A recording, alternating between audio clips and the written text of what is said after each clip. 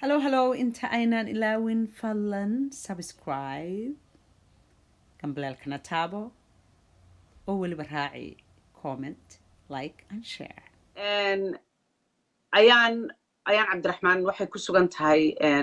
dalka Germany waa inantii ay habar wadaagga ahaayeen inantii yaraydaanu beryahan ba idinka sheekaynaynay dhowr jeer aanu musalsal bay noqotay sheekadaasi ayaanay inantii yarayd magaceeda waxaanu isna dhahnaa waxba magaceeda ha ka soo qaadine inantii yarayd ee adeerkeed kufsaday ilmaheedii yaraana laga qaatay ilmaheedii yaraa ayaamahan oo dhan u dagaalamaysay in loo soo celiyo inantanoo ay habar wadaag yihiin weeyaan inanta oo iyaduba inan yaroo jaamacad ka dhigatay Germany ah inanta ku tacabtay inantaa biilaysay inantaa u halgantay inantaa ilaahay u sakhiray habeen iyo maalin aan ka seexan calaa kulli xaal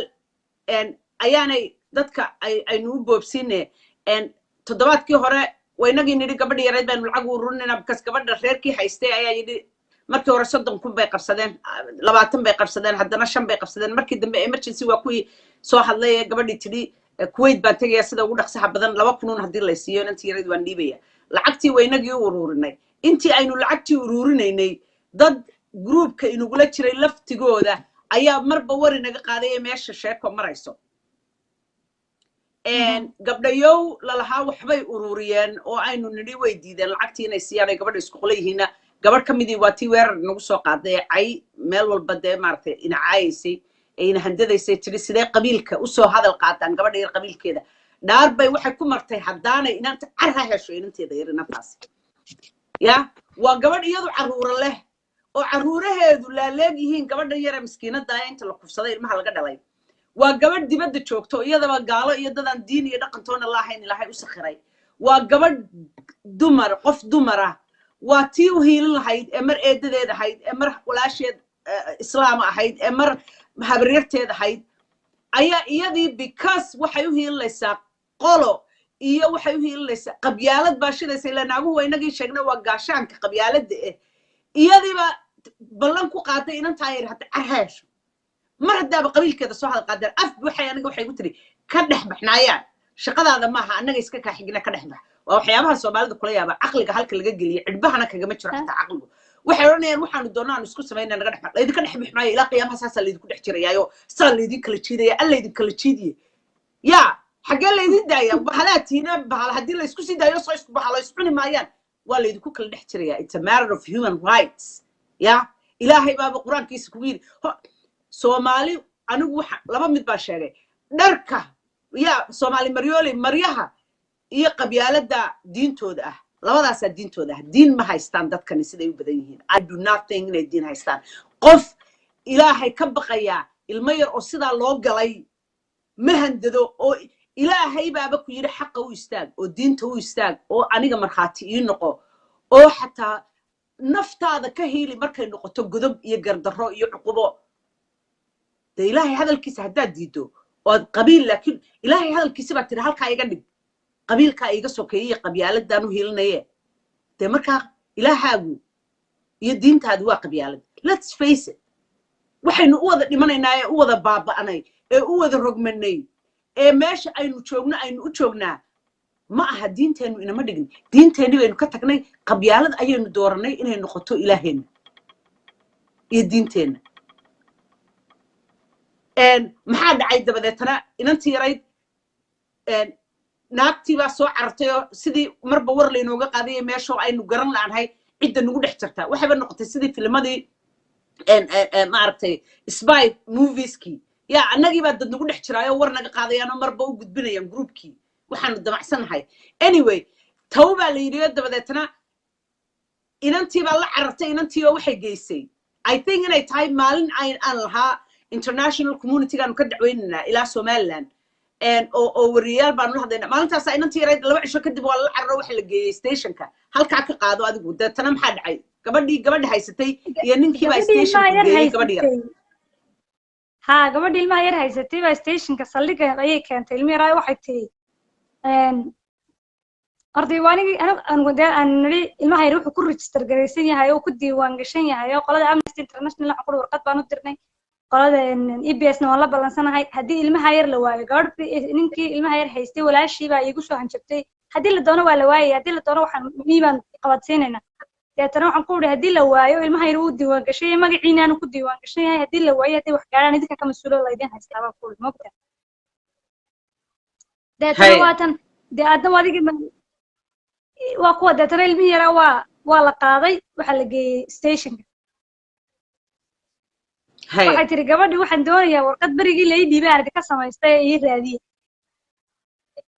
markaasuu dee askartina markaasay fahmi waayeen waxay ka hadlaysaa siyaasan intay ku dhahdeen oo heedhe ilmaha marka hore yaa dhalay yaase kugu haysta deetana way xidheen iyadii bay xidheen iyo ilmihii yaraaba saldhigii ku xidheen deetana waxay tiri ilmaha waa laysku maxaa loo xidhay maxaa loo xidhay ayaane maxaa loo xidhay ma waxa la moodayba inay ilmaha yar xadday ها قياستي ده يعني بوليس وحول كفهم ويا ورقد بري بان بري قرطو المهن ما دلنا والله يقول هاي ستات أنا وين حران يا كوجو هاي ستيل ما هي دلي حكيت كي كانت أنا إن waxay gaari baa lagu soo qaaday waxay tiri gabadhii idii dhiibtay iyo reeriba halkan degana igu haysta ilmaha waa lay dhiibay waan gartay deetana askar baa la raaciyo laba saddex askari gaari ay saareen baa la kiciyo la raaciyo islaantii barigii inanta yartii u dhiibtay guri inaan ay dhashay degan tahay baa la geeyay gabadhii baa lagu yiri soo fulo ay soo fuli maayo anigu caruur reer baan haystaayo cilaan la joogaaye inaan walaaliyiin bay ku dartay oo tiri warad raac deetana adigu saldhigaa lagu soo celiyay waxaa la yidhi hooyada iyo inanta yarada ilmaha yar dhashay galabta noo keen baa la yidhi deetana anigu markaa waxaan jeclaa inay dee maaragtay gabadha yari way dee daa yar tahay dhibaatooyin fara badan horena way ku dhaceen waxaan jeclaa inuu looyar raaco ama looyar u hadlo laakiin maan doonin markii la yidhi ilmahaagii baa halkan la keenay la waa hooye ayin bay jiri joogi maayo haddeer ay 14 jir tahay haddeer ay 14 jir tahay sanadkii bay dhalatay waa deetana ma joogayo ilmahaygan soo arkaya inantaydan soo arkaya waa deetana waa raacday dumarkii bay raacday saldhiga ku yaacay ilmi yaraa bay isku duubtay ilmi yaraa ka cararaya moogtay dee uu ka baqay ma garanaysa deetana markaas la maadaa dhalay gal adna tiyaridna waa la xidhay islaantii u dhiibtay la yidhi waa tan islaantii ilmaha gabadha siisana waa la xidhay deetana waxay idhaahdeen annagaa kala qaadanayna haddaanu reerkii nahay idinku naga dhex baxa annaga ayaa aabaha reerkoodii baanu ku wareejinaynaa oo naga dhex baxa idinku jilibkii gabadha yidhi markii dadkii la soo jilibkii ninkii inanta reerkii inanta yar haystay dabeetana inanta yar aabaheed baa miyii looga yeedhay 3 maalmood bay saldhiga ku jirtay oon anagu maaragtay dee baani waaye haddii ilahay inagu naga dhex baxa balayno aragna waaye sida iyagu ku kala qaataan maalintii koowaad ba horta mise maxkamaddaa la geeyey maalintii maxkamadda markii la geeyey qaadiga subaxii u horreeyey subaxdii hore la geeyey ayay hadashay inanta yar iyo qaadiga yidhi maxaa dhacayo sidii ilaahay ku ogaa ee wax u dhaceen bay u sheegtay waxay tihi anigu hooye ma lihi ayeeyo hooyana ma lihi awoowo hooyana ma lihi ninkaa bahayla walaalka ah baa ay kubsaday waa laga qoro way qoran tahay moogtahay dacwadeedii saldhigay waxay taallaa maxkamadda marka waxay deetana ilmahaygii yaraa meelaan la istaagan waayey markaa 12 jir baan ahaa islaantaasna carro agoonay haysatay inamay hayn karaynin markaasaan idhi iga qaado meelaha ay ku nabad gashay inanta yarigeeyey laakiin markaan caqliyaystay ilmahaygii waan doonayaa jinnaha iga dhalo waxaan rabaa inaan haysto wixii dhib ku soo dhacay ee lagu sameeyey oo dhan maxkamadday markaa ka sheegtay deetana qaadigi waxaa loo xukumay ilmaheeda in la siiyo ku wareejiyey buu kuri ilmaheeda gabadhu xitaa waxay isku dayday inay been sheegto waxay tiri siiladaan ka helay markii la yidhi inanta yar xaggaad ka keentay gabadhii haysatay markii la yidhi siiladaan ka helay waxay isku dayday inay been sheegto deetana islaantii u dhiibtaa tiri miyaanan garasho kugu keenin oon dhabta kuu saarin maxaad been mid ilaahay ka cabsanaya bay tiri aaminaan miyaanan dhabta kuu saarin oo aadan markaasay timee waad ii saartay marka qaadigu wuxuu xukumay calaa kulli xaal inanta yarinteeda in la siiyo bilaa shuruud marka hooyadeedna gabadhuna tiri waxaan doonaya wixii aan ku hayay ee igaga baxay in la isiiyo wuxuu waxba kuma liidin ilmaha yar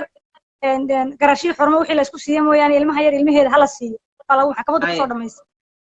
marka waxay dhahaan damaanad baanu rabnaa cid damiinato oo nagala wareegtaanu doonaynaayo aabaheed baanu garaacno imanaya inanta yar awowgeeda هلا سوق تتنحول سلقة قرع سلقة ندين قدين ما محكمة دي بعتري وحن دون عيدنا قدم ميرة ما دام المهم ما غير كينا تيركو وريتشن هي بعد وحن دون عيدنا وقم سن قدام كنت وريتشن وضمانة أبيهد بام لحظة لأن تيرو صوص oo maxay uga jeedaan arrinta ilaa inanta yar reer abtiya reer daday isu yihiin oo qaraabo yihiin soo lama joogin oo qaraabo ah ها قرابدي يوم waxa looga dhigayba odayga waxa warka loo geeyay loo diray mii looga diray waxa carruurtaadi baa la iibsanayaayo dad baa ka xaysanayo qalanayo iibsanayo soo cararayno carruurta cadawga ka reebanay carruurteena cadawga kala hadnay wax saas oo kala baa war noocaas loo diray marka yaa waxa odayga ku soo akhriyay ila markii hore bay inantiisu markay jaariyada ahayd iyo markii ay balanbalaysay iyo markii ay baabaaysay iyo markii la kufsaday midna muxuu qaban karaa waa ilaahay subhanahu wa ta'ala markuu qoriga qaatuur walaalkay baan kaga siinayaa inta laba duble ilaahay wajiga u xidhan laba duble gidaar loogu geed loogu xidhan waxa la wuxuu tari karayay ma jirin imika markay inta yar dhaatayna saas iyadoo laba sacab loogu hayaa loo dhiibo leeyahay markay inta yar dhaatay uu yimi baa leeyahay wuxuu yiri xagaan geeya iga qaad buuro meel aanay ku dhiman iga geeya mar rabe marka imika laakiin waa loo yeedho markii hore waxa lagu yiri carruurtaadi cadow baa ka xaysanayo waa la kala iibsanayaayo habarwadaagnimadii halkiinimadii iyo habaryarahooda xaq joogay waxa meesha waa laga saaray markuu magaalada yimina waxaan anigu u malaynay de lacagtii dumarka reer Yurub halkan ka ururiyeen inta la yar la haybtaa hees lahayn inta yar ku kaalmeeya loo ballan qaaday isaga marka markii maxkamaddu tiri waaya abeed ha yimaado anagu waana shidaysan aniga qudhayduna shar badan baa ma arkeen de abeed waxa isla wuxuu la rabaa horta bal ha yimaado isagu ama ha kala galanto markuu yimi waxa la yiri lacagti keena shabab marka waxaan la hadlay caaqilka labada caaqilba waan la hadlay waxaan ku dhisoodinka naga dhex baxa waa maxay lacagta ay weydiinaysaa ma inanta yar lama siinay la dhinanta laguma wareejinayo ilaa lacagta la bixiyo dadnimadii ay yiri wana heer labada reer baxay naga fuqaan horta ba hala kala fuqo carruurtana jeelka laga soo saaray bal horta $10 hala sii marka $10 bay u eeyay wala waan labadii kun lama siima bixinayne mar inta qaadatay kun baa loo ogolaaday moogta waata kunkii la bixiyay mooyma dhiibay tiro maxkamadda waxa la isku jeelka lagu celinayaa deedna waxay leedahay inanta yarinta soo dhibaato hore ugu soo dhacday imkana reebeen ba jeel hooyatay ama saddex habeeno ma qaadi karto waxa soo mashaakil ah $1000 aynu iska bixino meeshii la doonto banaankana la isla soo bixay waata deemala odayga waa la soo ballamiyay waxa la inaga waa inaad carruurta soo kaxaysaayo isaga lacagtii baa loo ballan qaado waxa la rabaa in la qurxiyo de la maaragtay la qariyo wuxuu yiri aniga waa ii disheen hore ii disheen wuxuu ku hadlaa leeyahay wada intaan meesha ma jooge laakiin waxa uu calaacalo inaan carruurta yareedo gaarigan loo soo diyaariyo mustaqbal laha hal geeyo gurigan loo goglaayay buuri qasab ku fuula halka ka carruurta yareed saasay ku afduubantay ku qaxawday ku kaxeeyay waxa la yiri guriga caaqilkooda ay joogaan anigu isaga waan la hadlo waxaan ku yiri inanta yar waa rajo halka aad joogtana markii hore ma xafidino waxay doctor hoostaada waa laga hoos baxay sharaftii gobonimadu waxay ku jirtay ceebtaadu anagu kuma aan cimil walaalka ba dibka geystay isagiina dadka ka qaban kar weeyday waxa fiican baan ku yiri carruurtan aan meel ku geeyadna waxay ku soo tarayaan meel nabad qabto oo aan caybtan iyo aflagaadadani oo lina ku inanta yar ku barbaarto ee iskaga tag baan ku yiri maya aniga ii raacayaan ha ariga ii raacayaan arigana bihii cunayso meeshii markii hore lagu kufsaday maaha bartii uu joogaa barkadii uu dul daaqayaa iyo bartii dib ka dhacay marka dadka qaar baa iminka sheegay habli waxa ka soo maartay yar ina yar kala iyada ka yar baa ka weyn baa joogtay tan la kufsaday ka rawan sanad ka weyn ayaduna joogtay tiina uu soo kaxeeyay tii oo markii maxkamadda joogtay iyadana uu kaxeeyay saddex carruur ah macaatii dhalatay marka carruurtaasi baadi iyaga u yihiin reerkii dhalay baa kaxaystay oo aabaheed baa la wareegay anigu waxaan u arkaa inay afduuban yihiin anigu shakhsiyan waxaan u arkaa because carruurta yar way ka xanaaqayeen miyi inanta yar dhashay way ka maroor dilaacaysay miyi hadow baa ka marayay marka wixii imika hadal ka soo baxay laga soo sheegay hadday ina taageerta aniga taageertada tira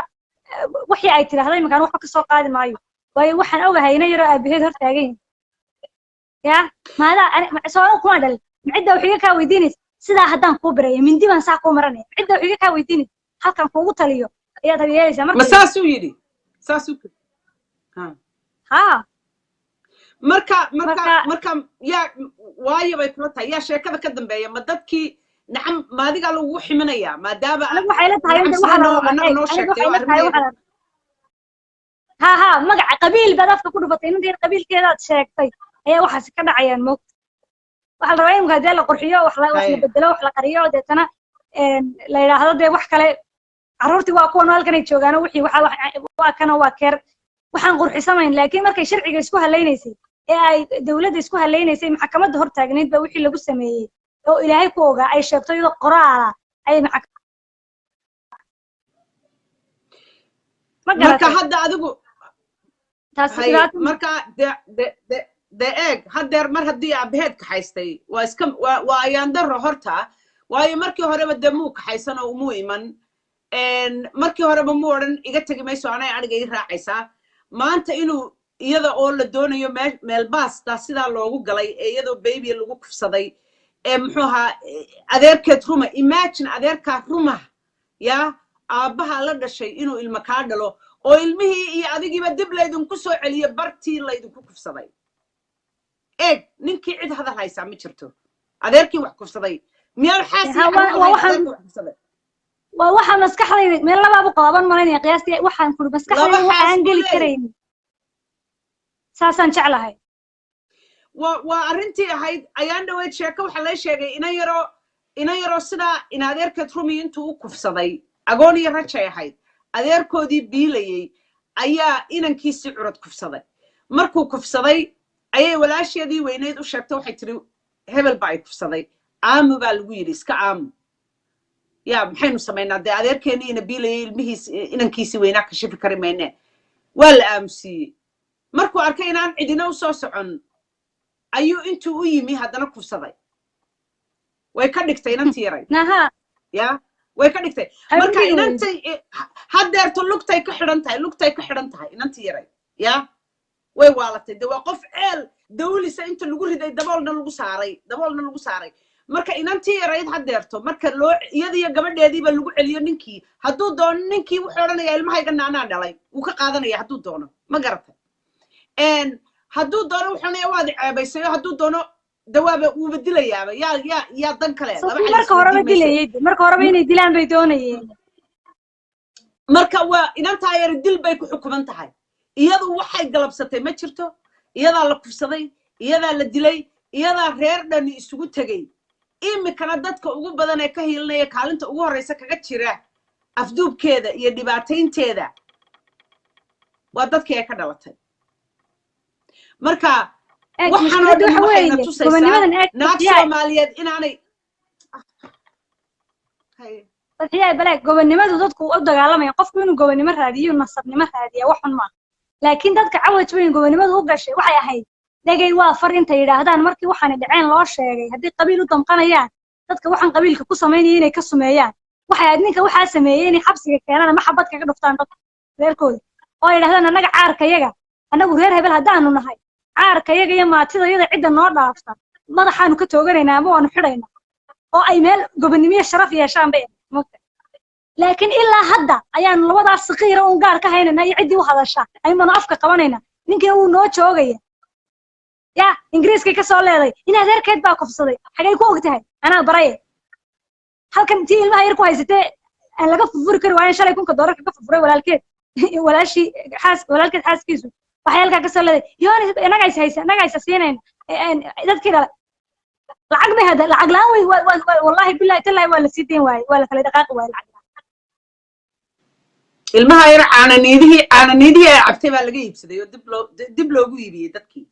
niidihii ila waa carruur baa iibsanaysaa carruurta xagaanu iibsan annaga baa soo iibsanay waanu soo iyagaanu ka iibsanay adigiyo ilaahay baa lagu soo furtay carruurta ahe marka aniga horta muhiimadayda ugu koowaad waxay ahayd inantaa yare rajada aabaheedna uu dhagaha wax ka qaba ninkaa iska tamarta darane carruurta yaryara maatidaa haysta isaguna miyi balanbalaya uu yahay inantaa yar iyo inanteeda yar intaad isu hesho soo kaxeeyo meelahan muslimku jooga keeno ama turkiga keeno ama meelaha kale ku masruuf oo u biiriyo u koriyo waxa u barato ha noqoto wax hadduuse isagu carruurtiisa ama lacag loo ballan qaaday ka raacay ama uu ayba run ka tahayba inuu sidaa u dhaqmaa ama walaalkii difaacaa oo caarkiisa iyo maatadiisa uusan difaacan karaynin aniga horta dee muhiimadayda ugu weyneed waxay ahayd inay labada carruur isu yimaadaan waana isu yimaadeen oo bogay ku haysataa xalay iyadoo ciyaarsiinaysaan fidiyoyadeeda laysoo diro oo faraxsan marka intaan la afduubin bay ahayd intaan la kaxaysan bay ahayd intaan la afduubinay dee iyadoo saa waxaan ku idhi marka mar hadday ilmaheedii haysato ku buuxiyaan badda hadday doonaan yani ma ilaahay baa nasiibkeeda saa ka dhigay ilaahay baa dadka noocaasa ka dhaliyey saan u galaa waxba kale uma qaban karno innagu waxaynu ulajeedadeenu hadda waxay tahay in uun maaragtay dadku arkaan dhibaatada hablaha Soomaaliyeed haysata kaalinta ugu weynna kuwa kufsanaya kuwa ku dilaya kuwa laba diblaha kuugu hayaana ay yihiin dumarkii kale muhiimaddu waa taa Soomaali inay ogaato Soomaali in ay dafiraada iyo indhaadayga iyo khiyaaliga ay isugu sheekaynaysaa adeer rumi wax ma kafsado aabba wax ma kufsado ama la huba inuu dhalay ma la huba inuu dhig isugu jiro caruurahooday fuulaan waa la ogyahay cid walba leh wax caruurahooda fuula oo masiibo ku dhacday gaal iyo muslim way leeyihiin ummaddu waxay isdheer tahay inay xumaanta inta iska garato qofka fidnoolaha ah iska qabtaan intaanu sii baabiin inagu laakiin intaasaynu iska garan weynay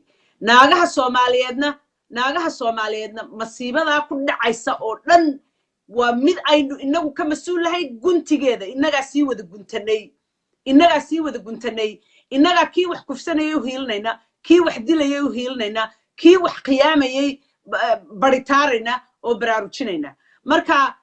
naagahan dibadaha jooga ee iyaga gaalada intuu ilaahay u sakhiray iyagu meel dugsoon haysta caruurtoodii mustaqbal u leeyihiin ma la tahay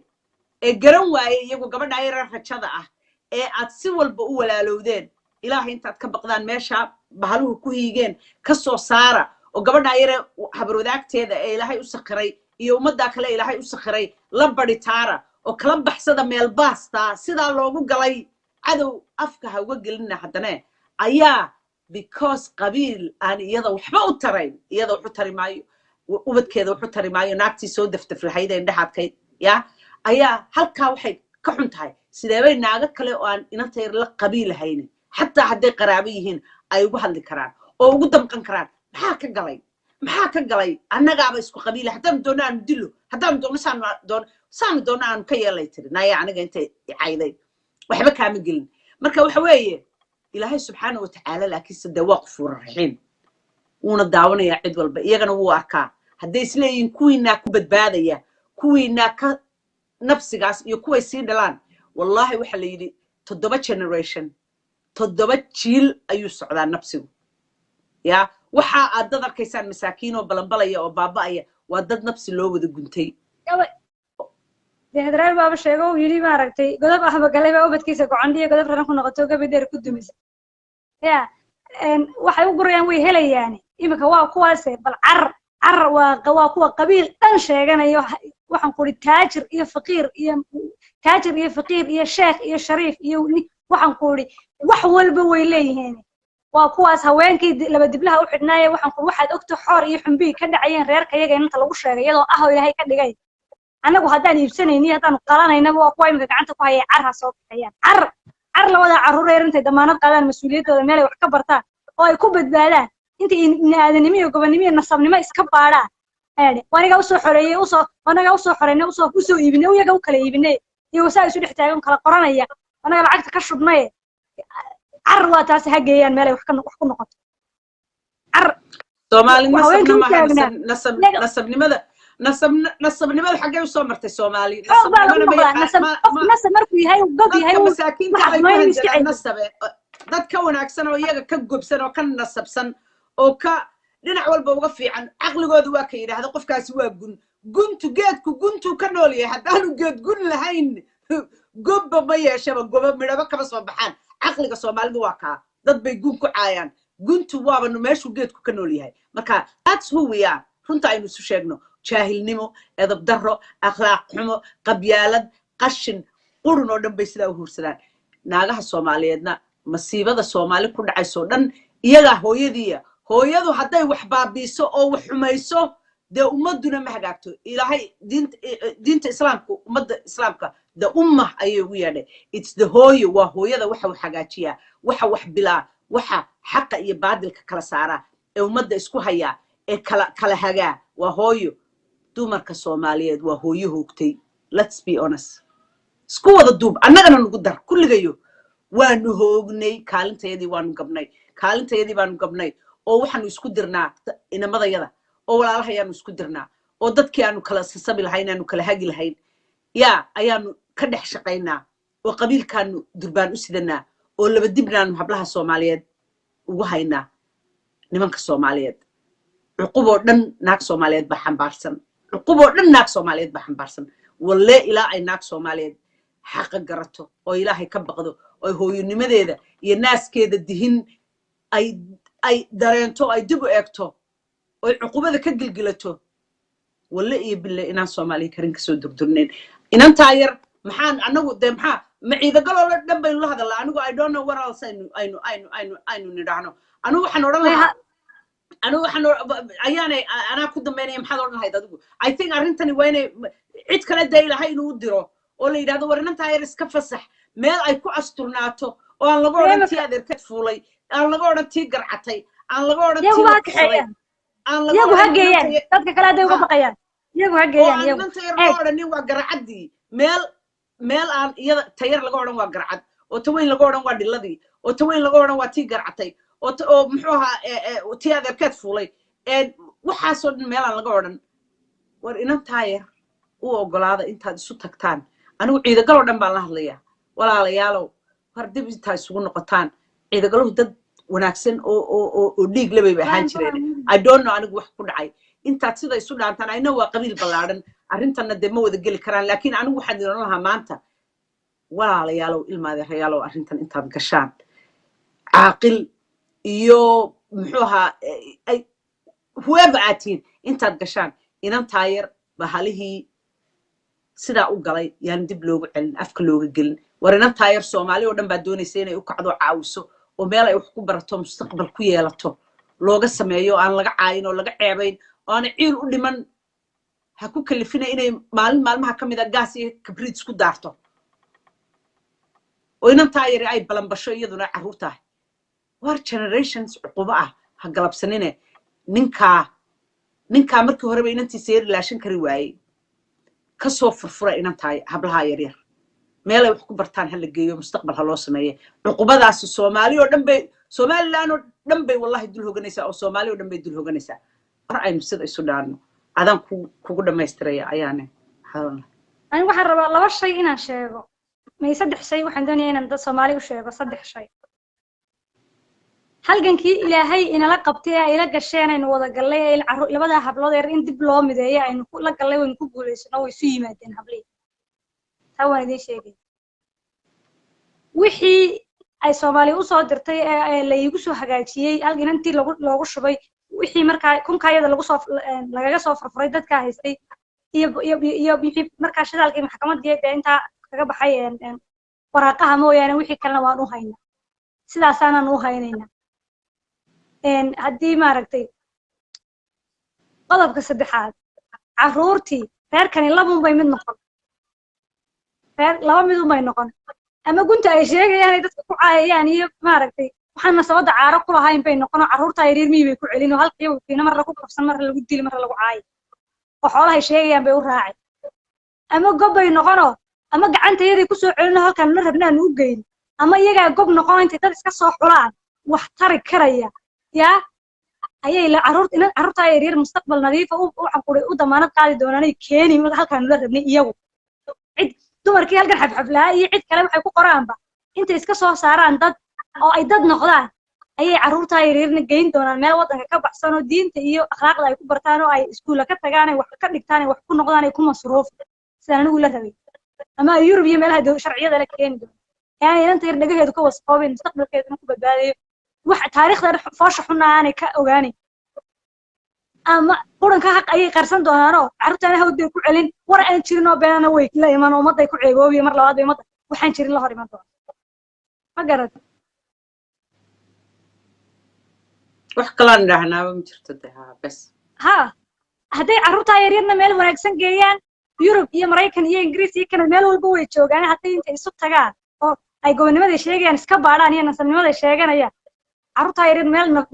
lagu masruufo ay geeyaan oo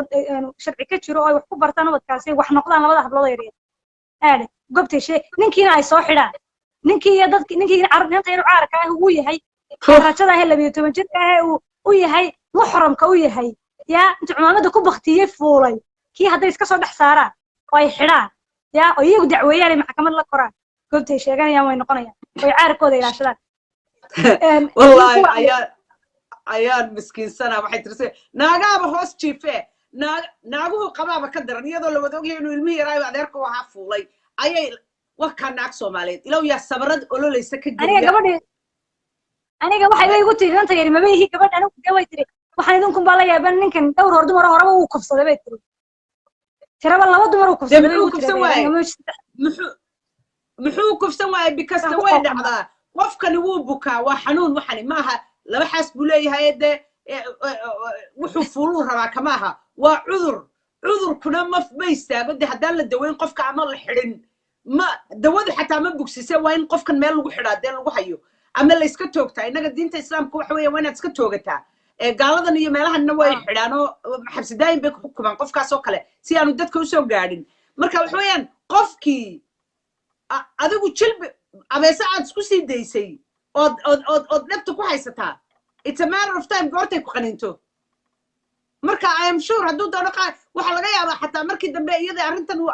gabadhu adeerku yahay soo baxdo inuu kuwa dambe uu caruuruhu meelaha ka helo uu dilaya hadduu doono waa waxa dilka haddeer keenaya qofku marka dambe xusanaya ayaa lagu ogaana aamusiin moogta qofka marka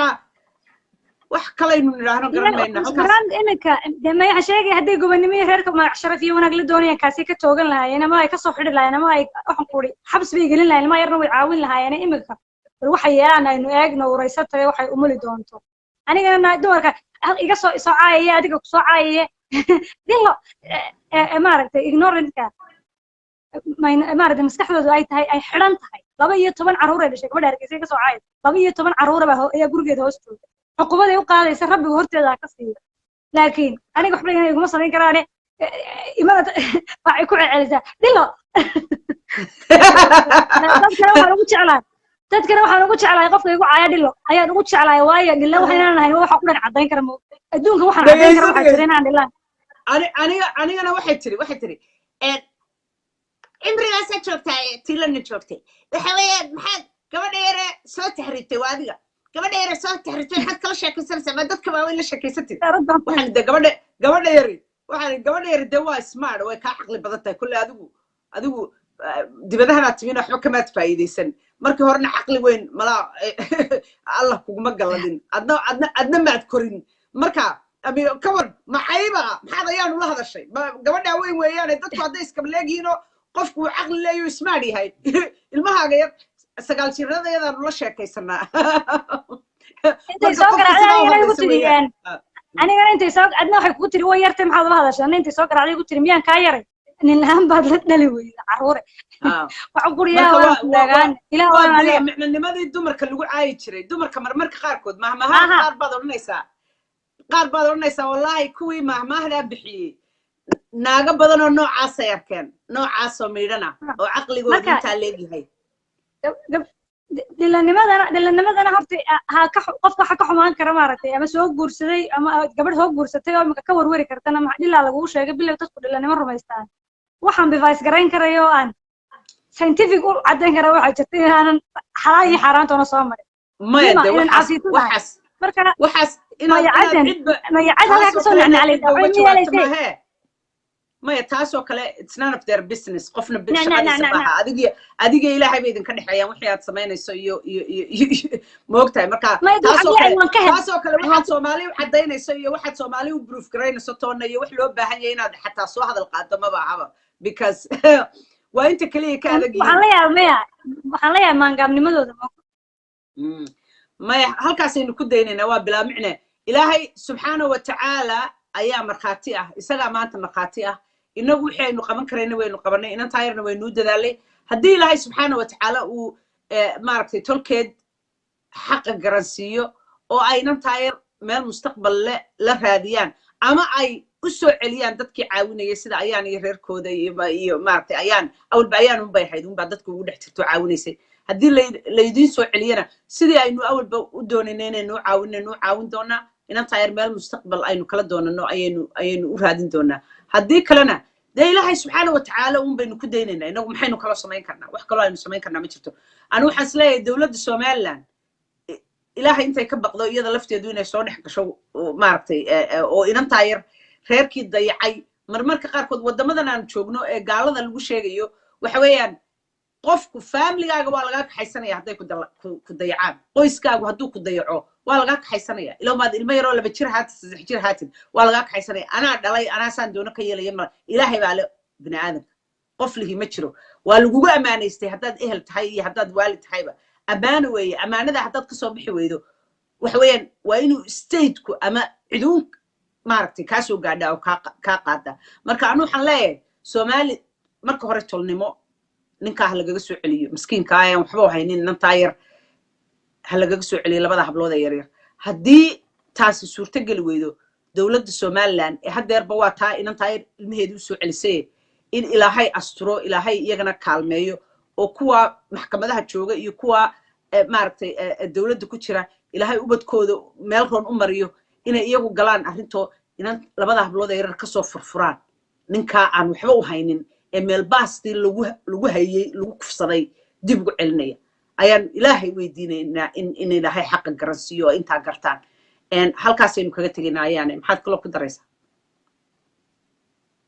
waxba waxaan rabaa inaan u mahad celiyo dadka Soomaaliyeed marka hore waxaan ka rajo dhigsanaa waxaan taa Soomaalidu siday u wada xun yihiin waxa ku jira dad badan oo fiican waxaan rabaa inaan u mahad celiyo alle waad mahadsantihiin waan ka war sugaynaa bal waxa ka soo baxa waxa yeelaan baynu eegaynaa وابن لها قاضي إثيوبيا حتى قاضي الصومال waxaan leeyahay waa dawladdu inta markay waa kuwa u soo celiyay inta yarba maxkamaddu sidaan rajeeyay wayba ka fiicnaadeen oo aan uga rajo xumaa laakiin balqaad hadii ay noqoto in dawlad lagu dayo oo dawlad lagu dayana kulli reerkan Itoobiya degan yihiin dawladda Itoobiyana nidaamka badbaadada carruurta sharciga badbaadada carruurta way saxeexday waxaan jeclahay inay dawladda Itoobiya lafteedu ay waliba gacan ka xoog weynta Soomaaliland ka qaadan marka horta idinka waan sugaynaa bal waxay ku dhameeyaan إن شاء الله بإذن الله كريم بس هالكاس إنه كتجينا إلهي بينو عاومة ويدين دينا we did the best we could خير بدن بان ولا على الذين رجعنا فضلا مهمة وحويان وحيابهن إننا كهذا الله إننا أسترن إننا وأقولانين إن بستله هويو يا guri kasta maanta arrintani oo Soomaaliya way ka dhacdaa aqal kasta oo Soomaaliya gundaheena wada taala waayo gudubta waynu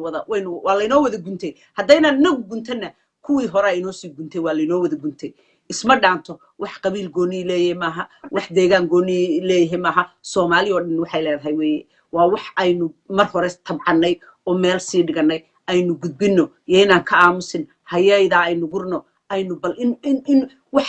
la niman hadlin hooyadii wax ma siiso haddaan